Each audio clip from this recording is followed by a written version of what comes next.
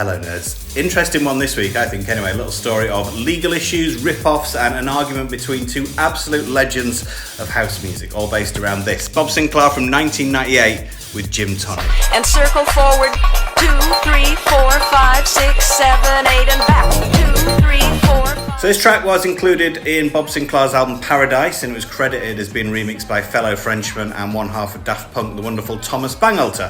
And there's a few different accounts of how it came about and what went wrong, but the general consensus seems to be that the two of them met on a flight to Miami going to the Winter Music Conference. They got chatting, got on quite well, and Bob asked Thomas if he'd like to make a song for him for his album, and gave him this sample from a 1978 record by Motown Sounds called Bad Mouthing.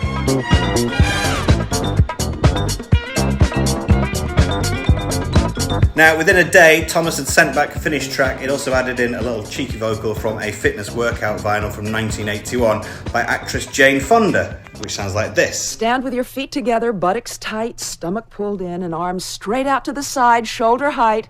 Now flex your hands up. 2, 3, 4, 5, 6, 7, 8, and... So from there, the story goes that they wrote up a little agreement between themselves. Thomas was busy with Daft Punk and he didn't want his name to appear anywhere on the album, and he definitely didn't want it to be released as a single. But unfortunately, after a couple of hundred promo copies were sent out to radio and DJs, the track kind of blew up massively, and the record label smelt the money. They saw the potential and they went to release it. And at the same time, they'd also included Thomas Bangalter's name on the album credits. He was not happy. The lawyers got involved. Jane Fonda refused to give permission to use the sample, and the whole thing just started to unravel and fall apart.